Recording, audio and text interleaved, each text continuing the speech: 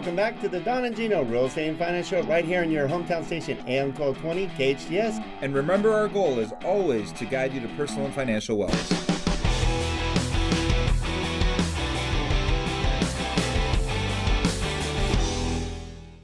Super excited about our show today in the Don and Gino Real Estate and Finance Show. We're 8 years now. We've been sharing with you what you need to know, should know about real estate finance, your community, and so much more. And Gino and I bring on great guests, and I love our guests today. I was going to say, let me make this easy for you. Yes. It's Claudia Diaz and Dulce Vazquez, right? my words don't come out that way.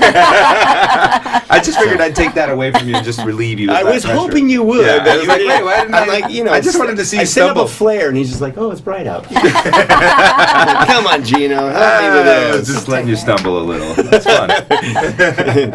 Well, and he's helped me out because a key part that we're going to go over right now is the changes in the real estate market. We've been talking about it a lot, but what's nice is Dulce and Claudia both understand it and are helping their clients, both buyers and sellers, with the changing market, with educating them about the current market and how to navigate through it, but also helping the Hispanic community with real estate, because that is an ever-growing portion of real estate. It's over 50%. Yeah, it's over 50% of the market right now.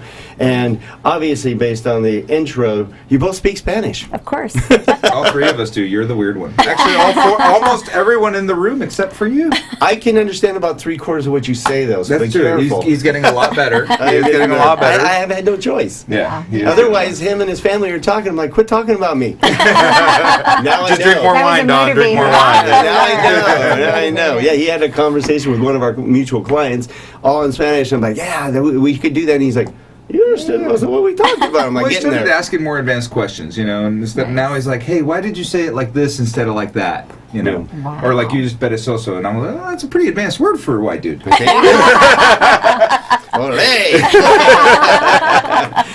So, and what's cool is you guys are fun. That's why we love having you on the show. And your clients, people like working with people that are honest, believe in the job that they can do for them, and have integrity, and are fun. And you guys are fun. We love our other clients. We have clients call back and we joke with them, we laugh with them. We do. And they trust us. And that's what's nice. If you're looking for a great real estate team and a real estate professional that's 16 years experience now, top of her game, Gino's known for years as Dulce. And then we have Claudia, who's with Finance America on our team. I know you're a rock star. I see the great work you do. Thank you. We're thankful to have you on our team. Thank you. And you guys are now helping educate your clients with what's going on in the market. So let's talk a little bit about what you see in this changing market, because they're tired of hearing us talk about it. Well, you know, the shifts that we started seeing, at least, was almost in August of last year that I started noticing with the market shifting a little bit. I personally don't see, we were talking about this off the air, anything major. God forbid it would really be, like I had mentioned before, an earthquake, you know, or a war. You know, yeah, I know, right?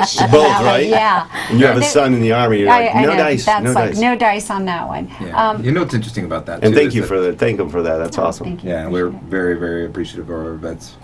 Oh, he's still in, so he's not a vet yet. Yeah. yeah. Does it count? I don't know. So the one thing that's really important about this changing market, though, you mentioned it in August, but it's actually starting to define itself today.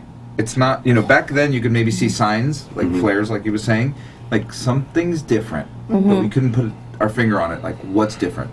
And I think that today it's starting to define itself, and we're understanding where we are. And like you said, it's not catastrophic. And you know who's always begging for the market to crash?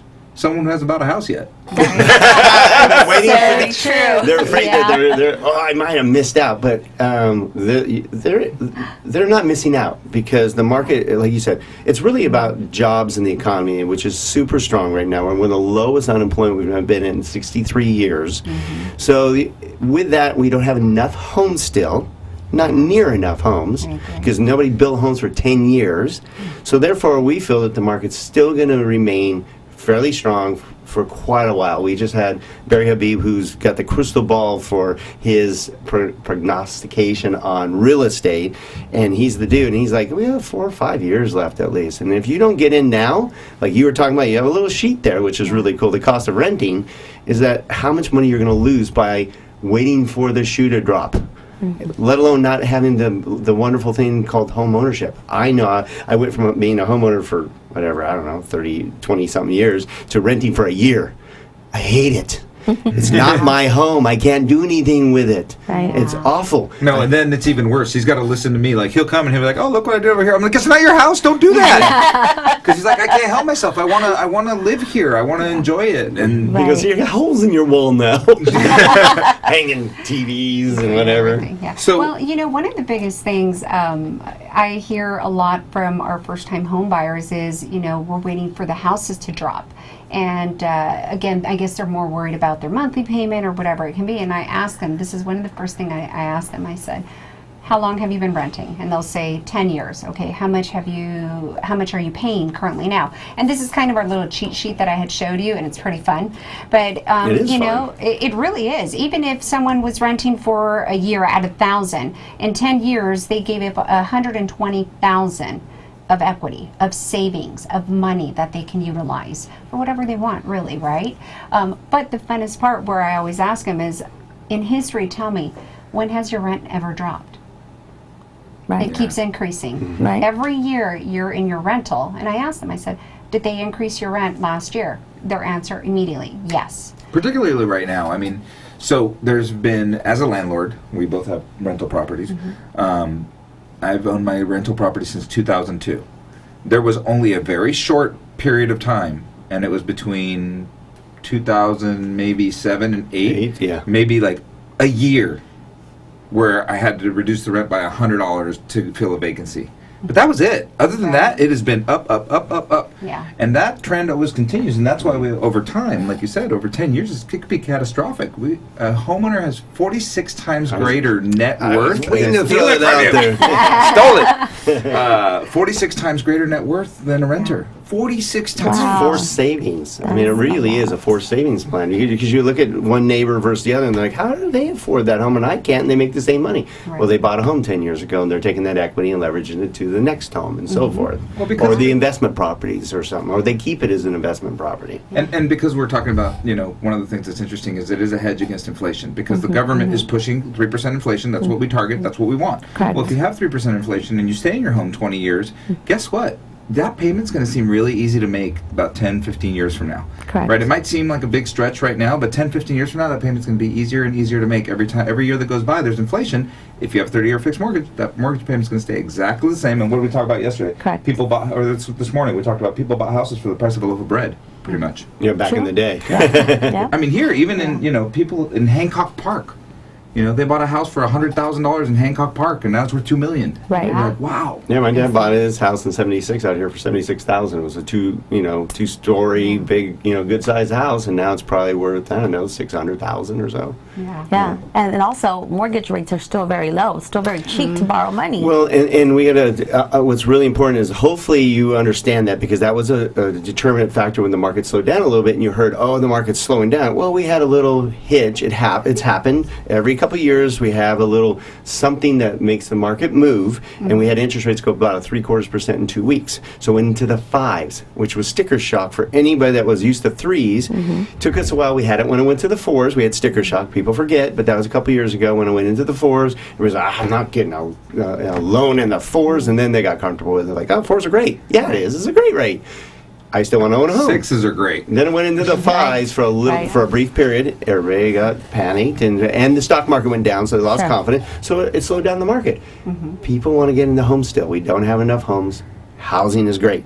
Yeah. So I And agree then- with you that Yeah. the market it's moved to more a normal market now. I agree. And, There's negotiations between buyers and sellers now. yes, Right. It's great for buyers. It is amazing for buyers. We're getting closing costs, which we Yep. weren't Right. getting before. Correct. Which allows is you to get a awesome. better program, because Right. now the funds you were going to use for closing Yes. costs you can use for down payment. Correct. Yeah, or buying Or down repairs. interest rate, anything. We got repairs. Right, yeah, we got repairs. We got repairs.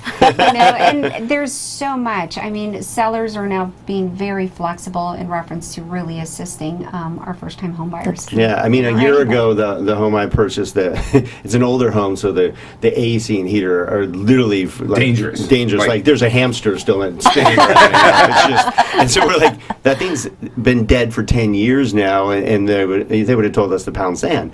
Now they're like, you're right. Well, we'll give you credit for that. We're like, yay! Yes, So it's a true. wonderful thing, because as a buyer, Yeah. I can say that was exciting, because it's like, Well, it's it's something one less thing I have to It's purchase. something that could have held you back from might the have. purchase, because you're like, wow, that's a $9,000 expense. I'm not willing to.